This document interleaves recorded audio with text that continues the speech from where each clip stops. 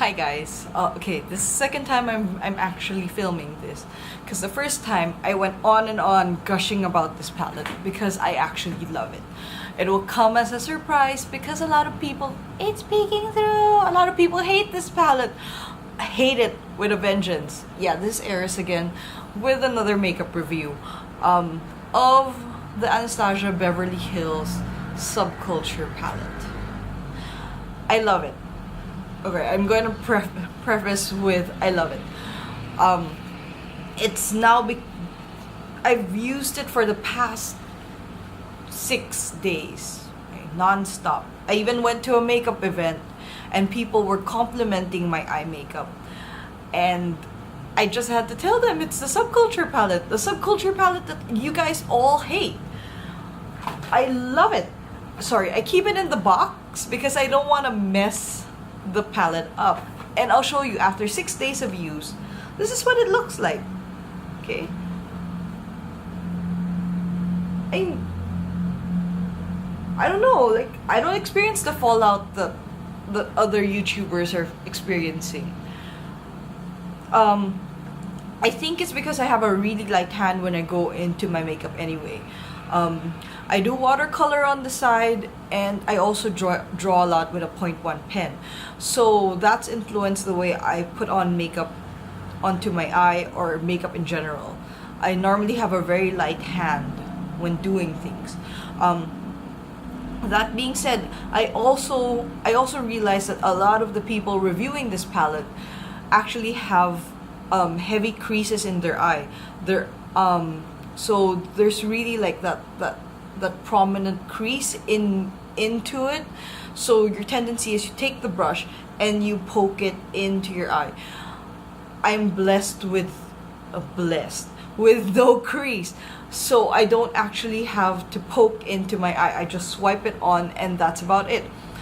I can do this really fast because I find it's really easy for me to use this palette. Everything blends. People may say I might have gotten a good batch. I don't know. I don't think so, because I did try to use the brush that it came with. It's not a good brush. I'm gonna say it there now. I'm not finicky about my brushes, but this is not a good brush. It's rough. And when I went on with this and like dipped in with like a heavier hand, yes, there was a bunch of fallout coming out from it. I just brushed it away already. But yeah, any other thing aside from this brush and me with my heavy hand, actually if I went in with my Real Techniques brush and used the heavy hand on it, force myself on this palette, I would probably get fallout as well. But I'll show you while I'm doing my makeup. I'm probably going to fast forward the whole thing where I'm fixing myself up, because yesterday I filmed one and it was way too long and it took forever to upload. So I just dipped into Edge. See, I dipped into Edge. It's like my brush is coated with it already, and look, there's no fallout to it. Like if you just tap it in just once, it's there. I don't get it. I just don't. Anyway, go into Edge, put it over my eye. See, blends out naturally. Then of course I'm really light with my brush, and I do have no crease, so I don't have a crease, sorry. Okay, so that's Edge. See, that's fast. And then I go in with a bullet brush to Untamed. Oh dear, I have to wash you. Okay, yes, I'm not using that brush. It fell on the floor. I'm going with another brush. Okay, this This one has like a focus. Okay. This one has... I'm just trying to get like a brush that I can do like accents on.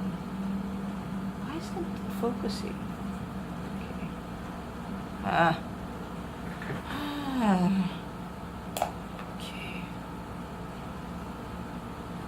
See that brush. Okay. Yeah.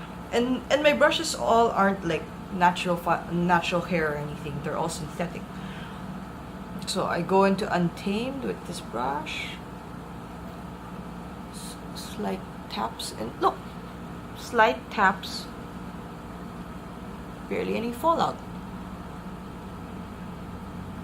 Try to make a fake crease. Fake crease in.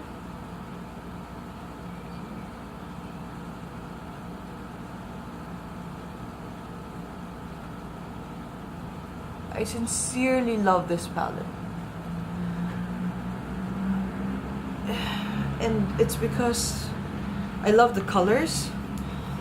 I like how it's not put in a gradient. I know there are a lot of talk like about how it looks like the same colors as the Jeffree Star palette. But the Jeffree Star palette for me, I have a thing about gradients. I don't like it when palettes are put in gradients. It's just a thing. When palettes are put in gradients, I don't feel like I'm stimulated creatively. So I'm not as enthusiastic about it. Okay, and I go in with Destiny.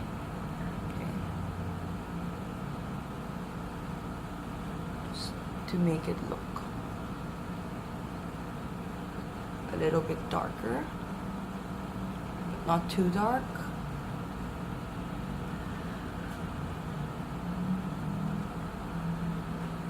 Yeah, I like it when they're not arranged like by the colors of the rainbow, because when you see like the different color combinations, it kind of triggers my mind to think of other combinations that I can put on my face. I like that. It's like a creative starter. Yes. So that's that. It's blended out. See? Quick. And then I go in with this brush again and go in, because I just cleaned it. Just went on the tissue, cleaned it. It's dry. Dipped into electric. And people are saying like cube, this color cube here and electric are difficult to dig into, and like if you go in with one color and then you go on top of this, the color transfers. I don't see why that's a problem, because the Kat Von D Alchemist palette, if you do the same thing, if you put on like dark eyeshadow and then you use the, and then you dip into it, put it on and then dip into it again, it does stain the palette. I don't know what palette doesn't stain.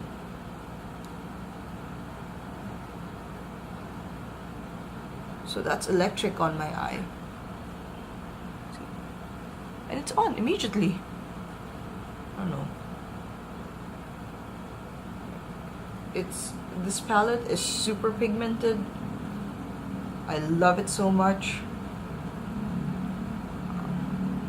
And I've seen like the reviews. I've seen like the first review that I actually watched was actually Atlee's, and I love Atlee. I love the looks that she comes up with, and she gave a very positive review for this. In fact, this is in her summer favorites video. And then I saw the Jeffree Star one. I saw the I saw the Tati one. I saw the, what do you call this? I saw the Manimua one, and they all, like, Tati was kind of neutral about it, but everybody else absolutely hated this palette. And then I watched the Stephanie Nicole ones and the Wayne Gross ones, and I know that I apply makeup the same way as they do, so I decided to get it. And yeah, it totally works on me. Um, okay. Yeah. I just wanted to keep it simple today, and that's what I like about this palette, because I can go dramatic, like heavy dramatic with color, with these shades. Like I can take this shade and this shade and this shade and do a really heavy dramatic look, but I can stick with these shades and do like a light look, and like this is easy. I like the fact that you have warm shades. You have warm shades, like this one's a warm shade, this one's a warm shade, this one's a warm shade, and this one's a warm shade, and so is Fudge. And then you have what do you call cool shades, like Mercury and Axis and Destiny are cool shades. And then you have primarily mattes, but unlike like the Viseart palette, which I love my Viseart palette, I have the warm matte palette. Unlike that palette, you have what do you call this? You have duotones like Cuban Electric for accents, and then you have a metallic that's adorned. So basically, I can just bring this palette around and I can come up with so many looks with it, and it's great. And I do things really quickly, like when I need to leave. So there, that's pretty quick.